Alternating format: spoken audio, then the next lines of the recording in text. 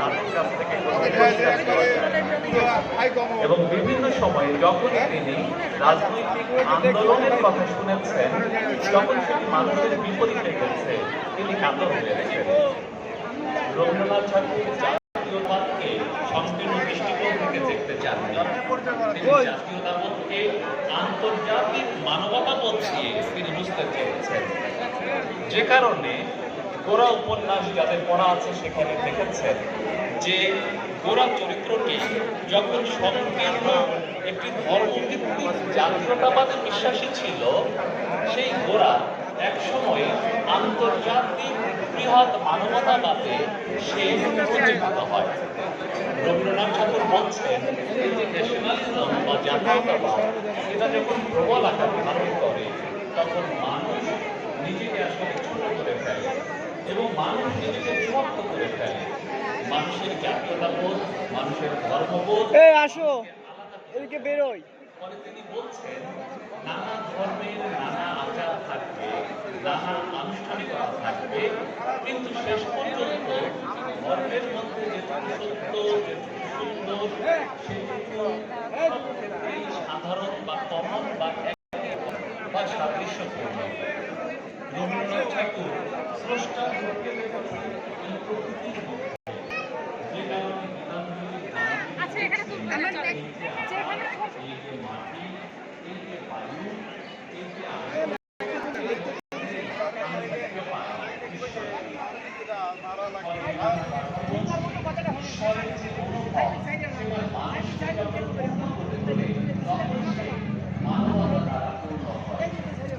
রবীন্দ্রনাথ ঠাকুর বাংলাদেশের দীর্ঘ ১০ বছর সমাজ সংস্কারমূলক গ্রাম উন্নয়নমূলক কাজ করেছেন এবং এখানকার অভিজ্ঞতা তিনি শান্তিনিকেতনের পাশে আরেকটি গ্রাম গড়ে তোলার মধ্য দিয়ে কাজে লাগিয়েছেন। একটি আদর্শ গ্রাম তিনি গড়ে তুলেছিলেন বিশ্বভারতীর পাশে। আবার বিশ্বভারতীর জন্য তার যে প্রচেষ্টা সেখানে ছিল বৃহৎ মানবতাবাদ। তখনও পর্যন্ত ভারতবর্ষ জুড়ে বিভিন্ন প্রতিষ্ঠান ছিল যেগুলোতে সব ধর্মের এবং পড়ার সুযোগ পেত না। এইভাবেই ধরতে হবে, এইভাবেই ধরতে হবে, কারণ তো এটা তো ভিডিও করা হচ্ছে। হ্যাঁ, এগুলো আবার পেজে ছেড়ে দিতে হবে। সব ধর্মের, সব অর্থনৈতিক ব্যবস্থা, সব জাতের মানুষের উন্মুক্ত এবং উদার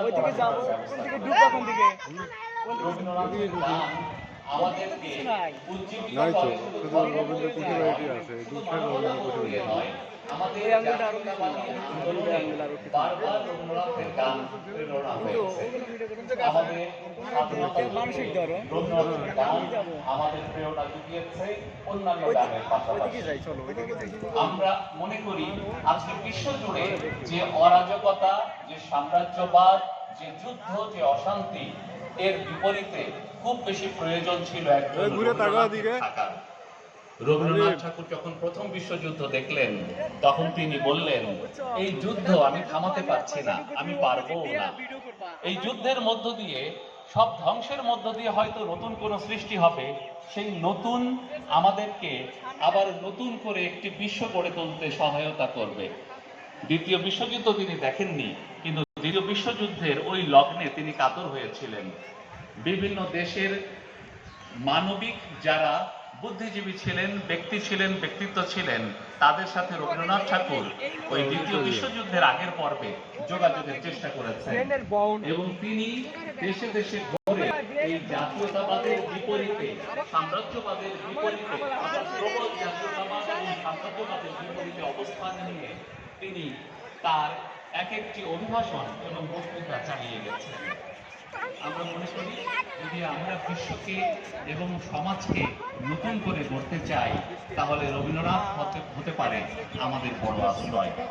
রবীন্দ্রনাথ ঠাকুরের জন্মদিনে আজকে যে গান দিয়ে শুরু হয়েছিল, সেই গানের একেবারে শুরুতেই আছে, হে নতুন দেখা দিক আরবার জন্মের প্রথম শুভক্ষণ। আমরা চাই এক রবীন্দ্রনাথের জন্মদিনের পাশাপাশি শত শত মানুষের জন্ম হবে এবং শত শত লক্ষ লক্ষ কোটি কোটি প্রাণ নতুনভাবে জন্ম নেবে, নতুন চিন্তা আদর্শকে তারা নতুনভাবে বুঝতে শিখবে। আজকের অনুষ্ঠানে আমাকে কথা বলার সুযোগ দেওয়ার জন্য যারা আয়োজন করেছেন এবং আজকের অনুষ্ঠানে যারা প্রধান এবং বিশেষ হয়ে এসেছেন তাদেরকেও আমি ধন্যবাদ জানাই। সবাই ভালো থাকবেন।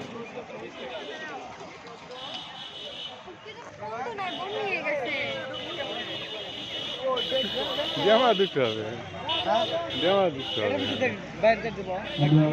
এই যে এখানে দপা করতালের মাধ্যমে আমাদের শ্রদ্ধার স্থানের বক্তব্যটি আমরা গ্রহণ করতে চাই। আমি একটু করতালি প্রত্যাশা করছি।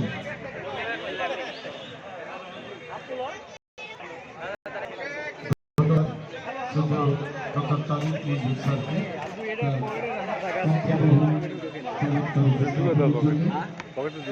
শিক্ষাশ্রী মন্ডলী এবং সম্মানিত অতিথিবৃন্দ, আমরা আগে বলে নিয়েছিলাম আজকে জুমাবার সময় স্বল্পতার কারণে আমাদের মাঝে নেতৃবৃন্দের উপস্থিত রয়েছেন, বীর মুক্তিযোদ্ধারা রয়েছেন, চেম্বার অফ কমার্সের সভাপতি রয়েছেন। কিন্তু আমরা সময় স্বল্পতার কারণে আমরা সবাইকে কথা শুনতে পাচ্ছি না। এটি আমরা আন্তরিকভাবে দুঃখ প্রকাশ করছি এবং ক্ষমা প্রার্থনা করছি।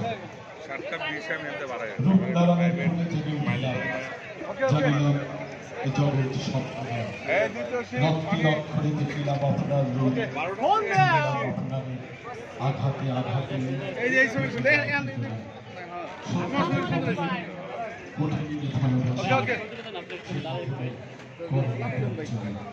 একদম পুরোটা